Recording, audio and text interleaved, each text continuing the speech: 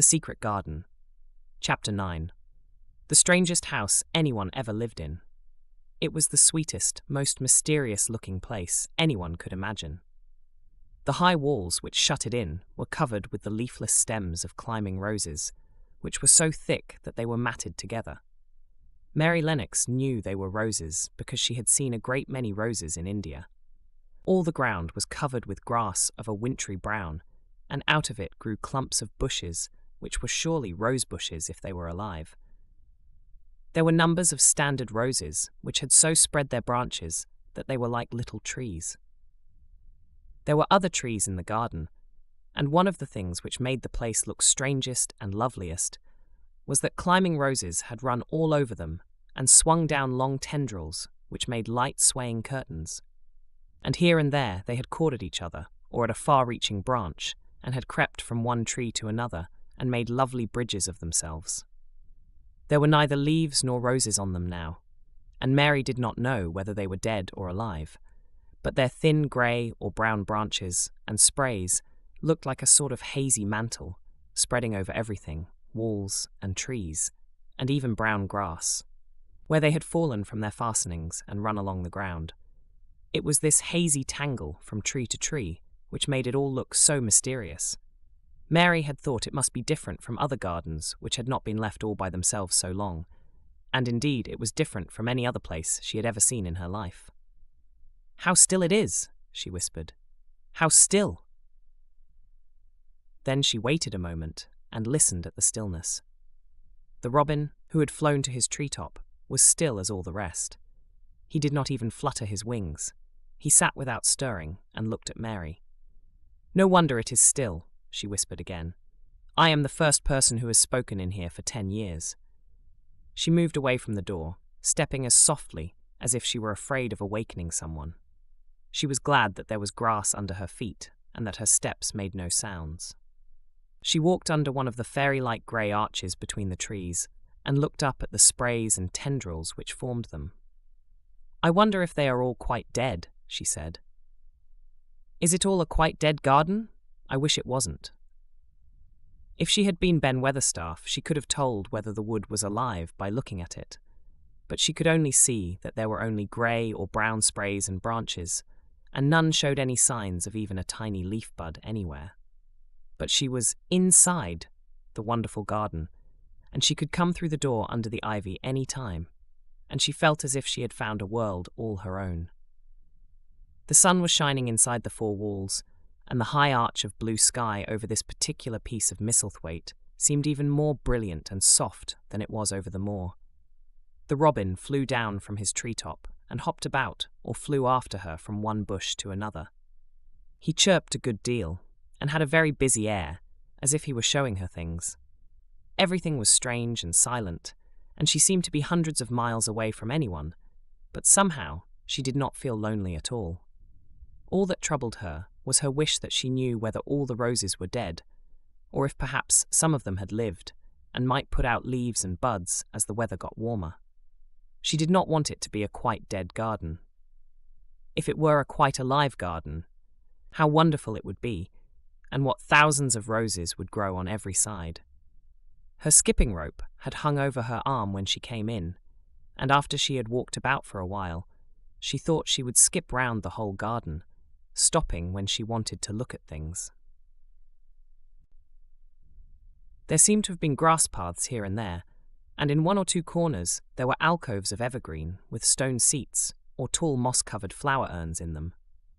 As she came near the second of these alcoves, she stopped skipping. There had once been a flower bed in it, and she thought she saw something sticking out of the black earth, some sharp little pale green points. She remembered what Ben Weatherstaff had said, and she knelt down to look at them. "Yes, they are tiny growing things, and they might be crocuses or snowdrops or daffodils," she whispered. She bent very close to them and sniffed the fresh scent of the damp earth. She liked it very much. "Perhaps there are some other ones coming up in other places," she said. "I will go all over the garden and look." She did not skip, but walked. She went slowly and kept her eyes on the ground. She looked in the old border beds and among the grass, and after she had gone round, trying to miss nothing, She had found ever so many more sharp, pale green points, and she had become quite excited again. "It isn't a quite dead garden," she cried out softly to herself. "Even if the roses are dead, there are other things alive." She did not know anything about gardening, but the grass seemed so thick in some of the places where the green points were pushing their way through that she thought they did not seem to have room enough to grow. She searched about until she found a rather sharp piece of wood and knelt down and dug and weeded out the weeds and grass until she made nice, little, clear places around them. "Now, they look as if they could breathe," she said, after she had finished with the first ones. "I am going to do ever so many more. I'll do all I can see. If I haven't time today, I can come tomorrow." She went from place to place, and dug and weeded, and enjoyed herself so immensely that she was led on from bed to bed and into the grass under the trees. The exercise made her so warm that she first threw her coat off, and then her hat, and without knowing it, she was smiling down onto the grass and the pale green points all the time. The robin was tremendously busy. He was very much pleased to see gardening begun on his own estate. He had often wondered at Ben Weatherstaff.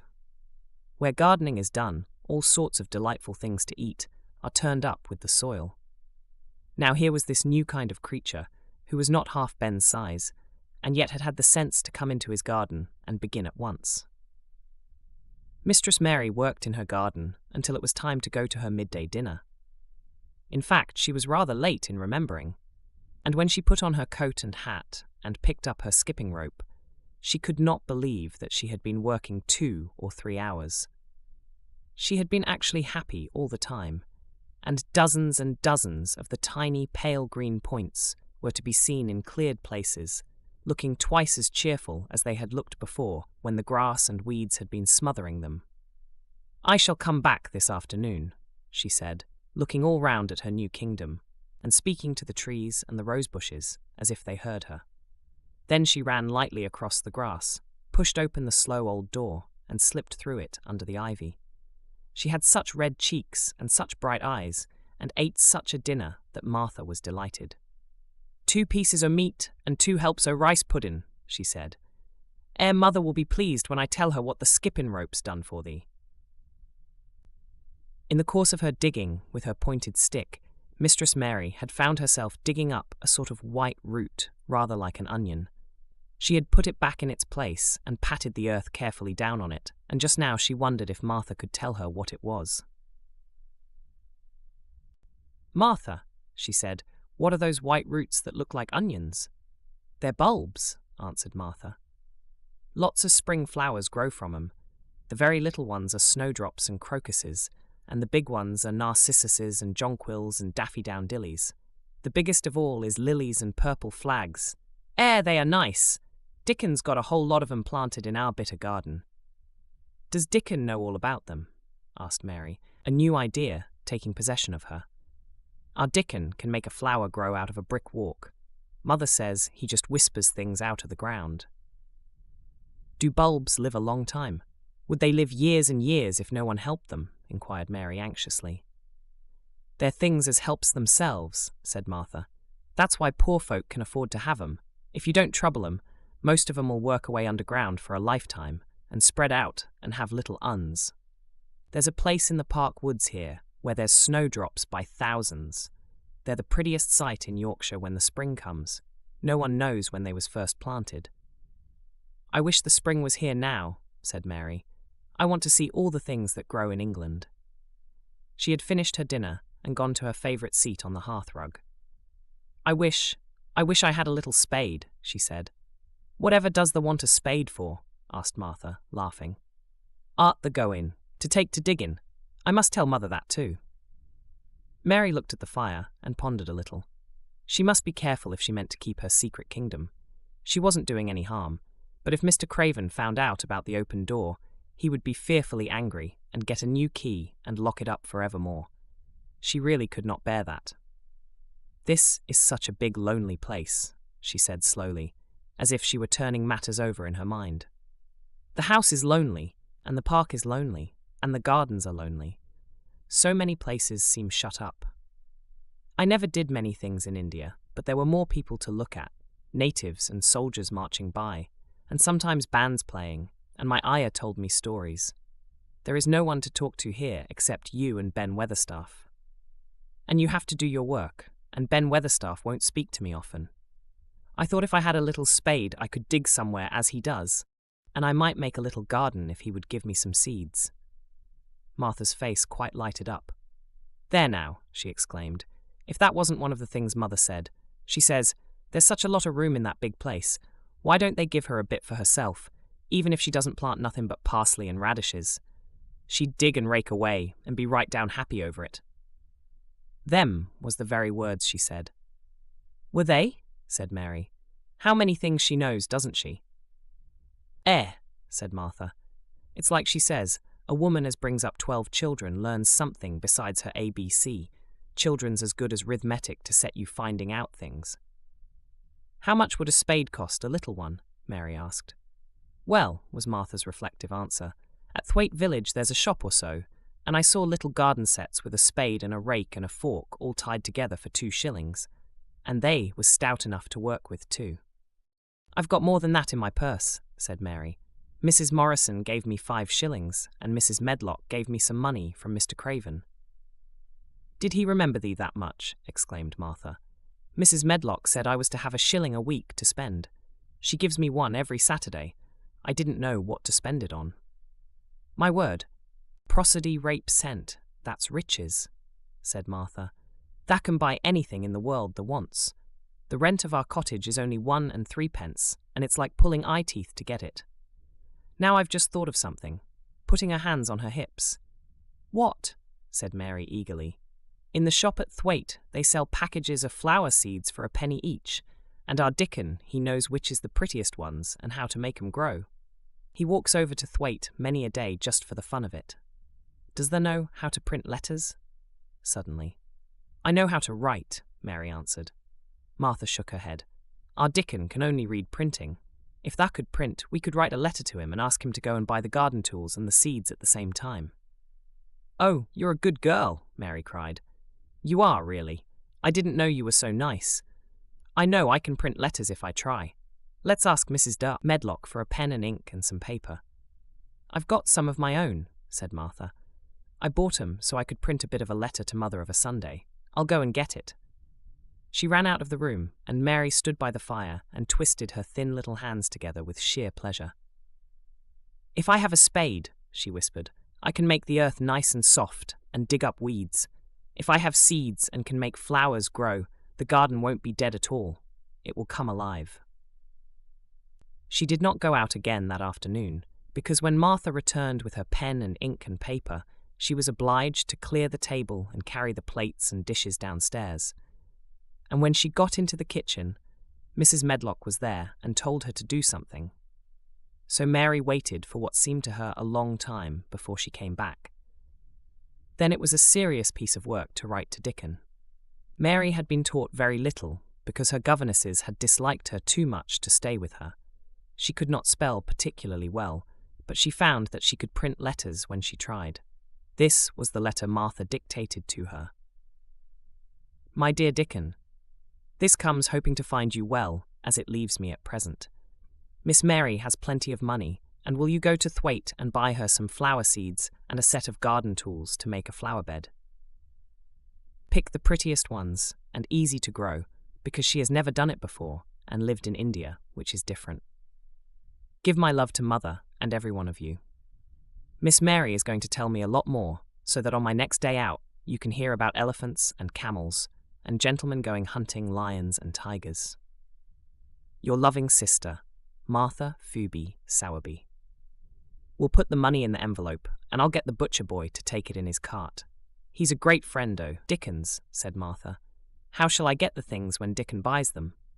He'll bring 'em to you himself. He'll like to walk over this way. Oh, exclaimed Mary, then I shall see him. I never thought I should see Dickon. Does thou want to see him? Asked Martha suddenly, for Mary had looked so pleased. Yes, I do. I never saw a boy foxes and crows loved. I want to see him very much. Martha gave a little start, as if she remembered something. Now to think, she broke out, to think o' me forgetting that there, and I thought I was going to tell you first thing this morning. I asked Mother, and she said she'd ask Mrs. Medlock her own self. Do you mean, Mary began, what I said Tuesday? Ask her if you might be driven over to our cottage some day and have a bit of Mother's hot oat cake and butter and a glass of milk. It seemed as if all the interesting things were happening in one day. To think of going over the moor in the daylight and when the sky was blue. To think of going into the cottage which held 12 children. Does she think Mrs. Medlock would let me go? She asked, quite anxiously. Aye, she thinks she would. She knows what a tidy woman Mother is, and how clean she keeps the cottage. If I went, I should see your mother as well as Dickon, said Mary, thinking it over and liking the idea very much. She doesn't seem to be like the mothers in India.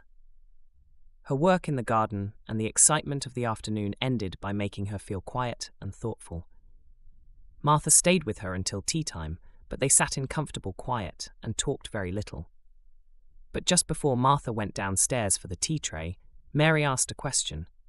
Martha, she said, has the scullery maid had the toothache again today? Martha certainly started slightly. What makes thee ask that? She said. Because when I waited so long for you to come back, I opened the door and walked down the corridor to see if you were coming. And I heard that far-off crying again, just as we heard it the other night. There isn't a wind today, so you see it couldn't have been the wind. Said Martha restlessly. Thou mustn't go walking about in corridors and listening. Mr. Craven would be that there angry, there's no knowing what he'd do. I wasn't listening, said Mary. I was just waiting for you, and I heard it. That's 3 times. My word. There's Mrs. Medlock's bell, said Martha, and she almost ran out of the room. It's the strangest house anyone ever lived in, said Mary drowsily, as she dropped her head on the cushioned seat of the armchair near her. Fresh air and digging and skipping rope had made her feel so comfortably tired that she fell asleep.